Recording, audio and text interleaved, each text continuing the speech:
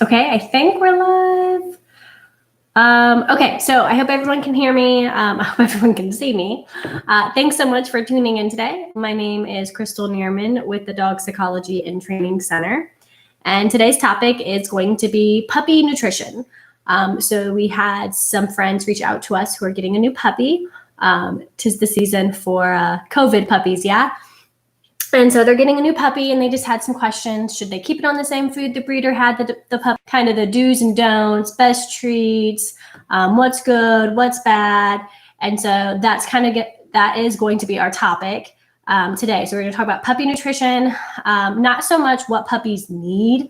So it's not going to be like really deep into like nutritional profiling of protein and fat sources. But puppies do need a very different formula than adults. And if you're feeding raw food, puppies do need a lot more of it to maintain. I shouldn't say they need a lot more of it. They need a lot more of it per their body weight. So an adult dog, when you feed raw food, you feed on average about 2%. For puppies, it's going to be a little bit higher. You can buy at the store. You are going to want to specifically get a food that is that mentions it's for all ages. And then mind that feeding guide on the back, because again, you're going to feed that puppy a lot more than you would feed an adult dog, or a specific puppy formula. And so that we're going to be talking more about what to buy, what not to buy, treat-wise, what do you need, what do you don't need, all that good stuff. So for those of you that are just joining us, my name is Crystal Neerman. Today's topic is going to be all about puppy nutrition. So the questions that we got was, what would we recommend and how long after they get the puppy should they start her on a new food? They're thinking they would like to switch her to a grain-free option. And should they give her time to settle in first? What training treats do they recommend? And so just those kind of questions. So we're going to go through that. Okay. So puppy food, should you switch them from the breeder food? Well, it depends on your breeder. Some breeders do feed a really great quality food or raw diet. And so in that case, I would totally trust those breeders' puppy's diet. Then you probably should switch. And so we recommend raw food. Puppies can eat raw food from the time they wean off of mama dog's milk onto raw food. So they don't ever have to eat kibble. But if your puppy is eating kibble, it's okay. You can switch them to a raw diet. The benefits of raw diet are less skin allergies, less food allergies, proper nutrition, more longevity, more balanced emotionally and behaviorally. A lot of kibbles have a lot of sugar in them. Sugar builds cancer and inflammation in the body. Inflammation can cause pain, even if we don't physically feel that as pain, but that stress and inflammation in the body can make us more reactive, snappy, grouchy, uncomfortable, agitated, or in kids, crazy, right? And so puppies can get a little nutso, or maybe they're, more unbalanced or itchy, or a lot of that can actually be traced back to that kibble. So switching them to a raw food is a really great idea. We highly recommend it. I know it's not for everyone. I know it is a little bit more what is involved with just serving a raw meal to your dog. It far outweighs the benefits of your dog's health. And I will post a link in the comments. I made a raw food ebook called the Primal Diet several years ago when we switched our dogs to raw food. It talks about how Morgan's skin cancer that she had for 2 years disappeared in 19 days after transitioning her to a raw diet. And it talks about all of the myths and facts, and no, your dogs aren't going to die of salmonella or E. coli. All 3 of my kids are alive and kicking and healthy. And so my dogs have not spread those germs to my kids. And so just talks about all those realities. But also, more importantly, in this ebook, I put a link to a Google spreadsheet I made that is a raw calculator, because that was the hardest thing switching to raw food was, what do I feed? What do I not feed? How much do I feed of this? And if this meat has bone in it, like a chicken thigh, how much do I feed of this versus chicken wing, because there's proper ratios for bone. Dogs can have raw bones, not cooked bones, but they can eat raw bones, and they need raw bones actually as a part of their diet. But all of those things in a chicken wing, and vegetables tells you how much to feed of vegetables and fruit and coconut oil, sardines, just a really robust calculator for you just to plug in your dog's name and weight. And then it calculates exactly how much you should feed per day. And then on the right side is a shopping calculator. So you can put in how many days worth you want to prep or buy. And then it'll tell you exactly what to buy when you go to the grocery store. So I just literally have the Google Sheets app open on my phone when I'm there to tell me how many ounces of everything to buy. But if you're not ready for raw food, like I said, it's not for everyone. I understand it took us about 2 years before we finally committed to switching. We just had a lot of excuses and fears, irrational fears, but they were fears nonetheless. And so it did take us a while. If you're not there, that's okay. You don't have to go straight to raw meat. I do highly recommend giving your dog a salad. Now, I'm not talking about iceberg lettuce, but actually dark leafy greens. So kale, spinach, mustard greens, dandelion greens, all of those things that are dark leafy greens are high in nutritional profiles. They have a lot of bang for their buck. And then you're going to do about 70% of their salad is those dark leafy greens. And then you're going to do orange and yellow vegetables. So that can be carrots, squash, pumpkin, yellow squash. I said squash already, but it's in the calculator. I tell you all those things. We do carrots because that is Morgan's favorite. And then every once in a while, we'll give her like the butts of our vegetables that we don't want, from green beans or sweet potatoes or zucchinis or whatever, in addition to her carrots and dark leafy greens. And then fruits. What fruits to give your dogs? You can give your dogs a lot of fruits, but remember, fruits are higher in sugar. And so too much can be detrimental, because dogs do love them more so than vegetables usually, just like kids. But berries are a really, really great source, because they are lower in a sugar content, but also higher in antioxidants. So they're going to really build up that puppy's immune system. And so we just do blueberries. If we have strawberries or raspberries, we might cycle some of those in, but mostly it's just blueberries. And Morgan loves that. We just get the frozen blueberries and add that to her kibble. Frozen, she loves them. So that's all in the raw food calculator. If you're not ready to do the salad and you just want to do kibble, okay, we got some ideas for you too. It's okay. And so to know if you should switch from your breeder's kibble to a new kibble, and what new kibble to buy in support or in lieu of the breeder's kibble, I would recommend going to Dog Food Advisor, is what we use to help our clients judge their food and know if it's a good, excuse me, I don't know why I have the hiccups all of a sudden, if it's a good quality kibble, if they should change. And Dog Food Advisor ranks the kibble on nutrition profiling versus cost, because you can get some really great brands of kibble, but they really hurt the bank account, you know? Or you can buy really crappy kibble and they're really, really cheap. So it really balances out that food nutritional profiling versus cost. You can get the best bang for your buck. And then it also lets you know and uses in the ranking system the number of recalls a specific, not just brand, but type of food has, because there are a lot of brands that have specific names or titles of food in that brand. And only some of them maybe have more recalls than others.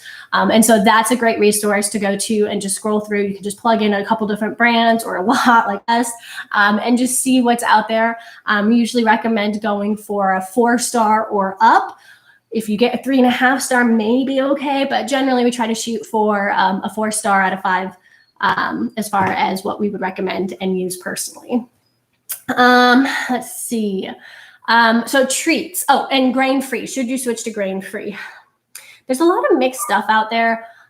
Is grain-free better? I think generally it is. However, another thing that you'll find in that raw food ebook is there's a slide or a page in that ebook that is a link, a YouTube link to Rodney Habib. and Dr. Becker, and they were talking about the sugar content in our dog's food. So if you look at the back of your dog's food, that nutritional profile, they're not required to list the sugar content in that food. And so if you add up all those percents, it doesn't equal 100. So subtract that number by 100, and that tells you how much sugar is in your dog's food. And it blew my mind that foods can have 30% to 70% in some cases of sugar in that diet. That's what your dog's eating, is 30 to 70% sugar. Most foods are going to be in that 45 to 50% range. Obviously, 30 is probably the best you're going to get with kibble. And that's just because kibble needs starch to hold everything together. Well, starch breaks down into a carb, which then breaks down to a sugar in the body. And that's where that sugar content comes from.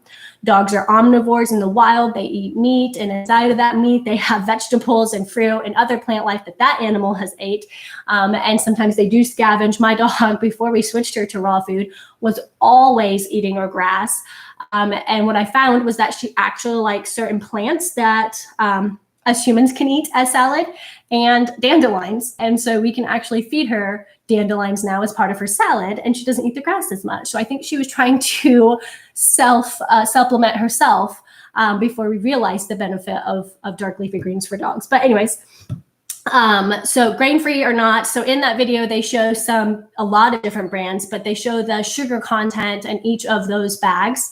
And some of the grain-free actually had a higher sugar content than you would expect. And that's because grains, again, are carbs, starchy foods, right? And so they add flavor to that kibble that dogs like. When you take that grain out, your dog is less likely to like that food. And that's when they have to add other sugars, other sweeteners, so to speak, to that food to make it more appealing for your dog. And so it can be kind of sneaky, but do use Dog Food Advisor, do Habib and Dr. Karen Becker as sources as far as helping you find the best kibble for your dog. And depending on the breed, a lot of breeds, even if they're mixed breeds, can be known for skin allergies or food allergies. And so the beauty of feeding a raw diet is that you can really be selective in what you give your dog. We found out Morgan's allergic to chick bark, the two cheapest meats and the most prevalent meat. So she could have beef, duck, sardines, turkey, but not chicken and pork. So that's another benefit of feeding raw. So Dog Food Advisor, use that to decide if it's a good quality kibble. Dr. Karen Becker and Ronnie Habib are going to help you as far as grain-free or not grain-free. And then as far as treats, we try not to use treats for puppies. We actually just use their kibble or their raw food. So if they are eating raw meats with the salad, we'll actually use their salad ratio as their treats throughout the day. So we'll have chopped up carrots or dark leafy greens in our pouch that we can actually give them as a reward, so it's not gross with raw meat. But when we use their treats or when we use their kibble, what we would do is if they're supposed to be eating a cup a day of kibble, so a half cup in the morning and a half cup at night, we would take that half cup, put it in a Ziploc bag and keep it in our pocket for the first half or almost all of the day until the evening. And just randomly, as we'd ask our puppy to do things like sitting out the door to go potty, before they go potty, and then saying break as soon as they sit so they can go outside to go potty, we would give them anywhere from one kibble to a handful of kibble as that reward. And so the puppy started to learn that they have purpose, they have work ethic, and they are going to get praised with a jackpot when they do really, really excellent behavior. And then maybe they get one kibble if they do okay, or no kibble if they're so distracted they're like, see ya, I'm gonna go chase this butterfly. And so it really starts to build a solid relationship between you and your puppy, and that you are the hand that feeds them. And so that is super, super beneficial to your relationship. We've had families that started this with their puppies, and their puppies are now adult dogs, and they are continuing to do this, to feed their dogs from the Ziploc bags from their pockets. Once they finish that bag, then we dish out their second dosage or amount for the day, and we'd continue to feed them that as their reward system through the evening. Hold on a second here. Where am I at? Okay, so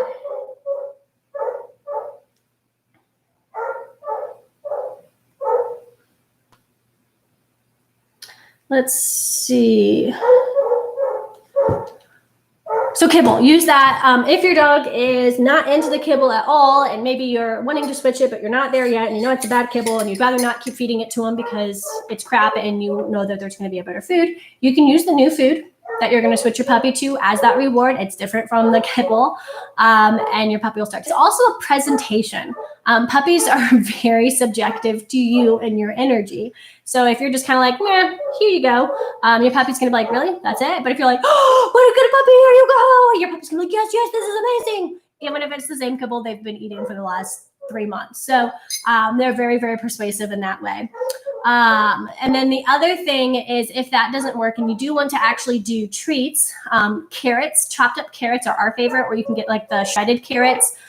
Those are really easy to take from your pocket and just randomly feed them. Obviously, you can't keep them in your pocket all day, so you have to get a new stash every couple hours, so don't get a whole lot at one time, but that's a great option.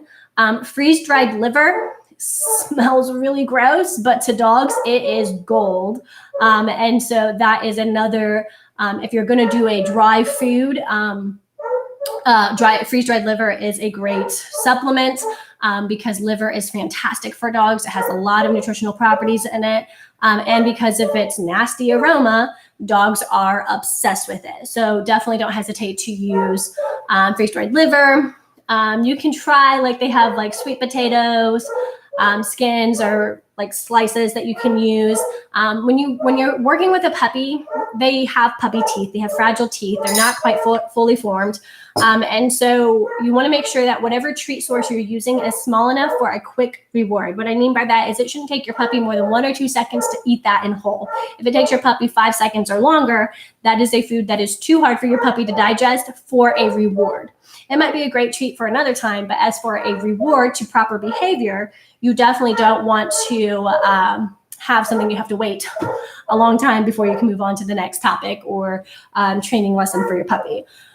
So don't get something that is a biscuit or, again, high in sugar, but we've used Zook's minis. So they're just little tiny, softer chews that are easy for puppies to digest. I'm having a brain fart on the name of one of them. It was like a sausage link. We buy them off of Amazon. It's like Bubba's Treats or something. But it's just basically like this big salami you're buying, and you have to cut it up yourself. But it is one of the healthier options. It doesn't crumble in your pocket like a lot of other foods do, or treats. And almost every dog that we presented it to absolutely loves it with all capital letters. So that's another great source as far as kibble. And then let's see, what was the last question? I had some notes open here, but I haven't been scrolling through them, so make sure I don't. Okay, switching food. So how do you switch the food if you are going to switch the food?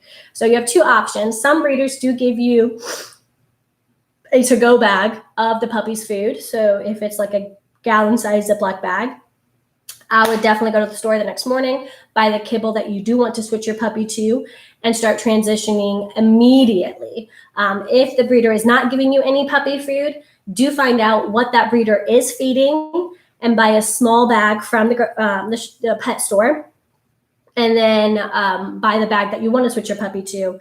And as you get lower, maybe half, depending on the size of bag you get to, but if you get about halfway through that, again, so it's like a gallon-sized Ziploc bag of food, that's when you want to start transitioning to the new kibble. And so to transition a dog's food should take about 2 weeks. Sometimes it goes a little faster, sometimes it goes a little bit longer. But you know your puppy, you know your dog. If they start to have a loose or softer stool, maybe slow down the transitioning and keep them where they are in this process for a few extra days before you move on to the next transition phase. But just be very mindful. As a dog owner, you will learn how interested you need to be in your dog's stool. It tells you a lot about their health. And so even though Morgan now goes out to go potty by herself, like as we're walking through the yard, we still look down and take a look at her poop to make sure it's good quality. So it should be formed. It shouldn't be runny. It should break down in a few days into the soil. And so just the health of your dog is is determined by their droppings. So for a puppy, you should always be going outside with them, even if you have a fenced-in backyard, so that you can teach them what going potty means, help them avoid distractions as they do follow butterflies or leaves or ants, to say, nope, it's potty time. And then once they go potty, to let them have playtime, so they learn potty first, then play. But the other big thing is to look at their stool and make sure everything's looking good as your puppy is growing, because it's a very important stage for them. So how do you transition them? So remember, I said it should be over a 2-week period. So you're going to spend a few days at each one of these levels, but basically what you want to do is 80% of their old kibble and 20% of their new kibble. So if you are feeding a brand that says you should feed 3/4 cup a day, then you're going to feed 80% of that 3/4 cup of the old kibble. And then the new kibble says you should feed a cup a day or 1/2 cup a day. You're going to feed 20% of whatever that is. And then you're going to mix them together, just stir them up, and then put them in your dog's bowl, and stir them up. And you're going to do that for a few days. And then you're going to go to a 50-50 ratio. And then you're going to go to a 20% old kibble, 80% new kibble for a few more days. And then you can be 100% on just the new kibble, or stay on the 80-20 long enough until you get rid of all of the old kibble, and then you can just feed the new kibble. But that is our transition recommendation, so that it's easy on your puppy's gut. Switching foods, just like traveling, even domestically, if you move from one side of the country to the other, you might get some upset tummies from the water there, right? Because different water areas have different bacteria in them. And bacteria is very good for you. It's very healthy for you. It helps you break down and digest food. But at the same time, if your body doesn't need the bacteria, or if your body doesn't have the bacteria it needs to process the new water or foods, you can get upset stomachs or loose stools. And so the same with your puppies. As you're transitioning that kibble, the slow process allows them to shed the bacteria they no longer need and to populate that bacteria they do need in their gut to break down this new food source, especially when you're switching from kibble to raw, because puppies have different bacteria to help break down all those sugars and starches and dry kibble that they don't need to process raw food, because raw food is more nutritionally correct for dogs. That's what they would have ate in the wild. And so it's what their body's made to digest is raw meat. And so when you do that raw diet, they need to shed all the old bacteria, and they do need to populate that bacteria in their gut that is going to be used to help them break down that raw food more efficiently. But something to know is raw food takes a couple hours to break down from start to finish in your dog's body. Kibble can take like 8 hours or longer, sometimes 12 hours, to fully break down and process in your dog's body, because it's not natural for them, and their body has to work extra hard to get what it needs from those kibbles to benefit them. So that's where the loose stool is and upset tummies, and why we say take a slow transition switching foods, because it can definitely cause upset tummies. That is it. Okay. I just want to make sure I wasn't missing anything helpful for you and your new puppies, and continue this conversation as your puppy grows. When you have questions, please just comment on our Facebook page. You can send us a message on our Facebook page. You can send us an email on our website. But we love to hear what topics you're interested in, what questions you have, so that we can talk about that in our next live, because these are for you, not me. So let us know what questions you have for next week. I am going to post in the comments, I am going to post the Primal Diet ebook I made that has the link to the Google spreadsheet to put in your dog's weight, and it auto-populates how much of the raw meat and or vegetable ratio that you should be doing, the salad. So if you're not ready to do raw meat, still download that calculator and put in your dog's weight, and it'll tell you at least how much of the salad to do. And I don't think I mentioned this before. If you're just doing kibble and the salad, you want to take out 20% of your dog's kibble and replace it with the salad. And so whatever the bag says to feed, you're going to do 20% of that. 80% of that. And then the calculator is going to make up, based on your dog's weight, the other 20% of your dog's diet or meal. And so that's in there. And then I'm also going to post a link to pet food advisor or dog food advisor, sorry, not pet food, dog food advisor in the comments as well. So thanks so much for joining us. I hope this video was helpful for you and your new puppy. Congratulations on your puppy. And we look forward to seeing you guys next week.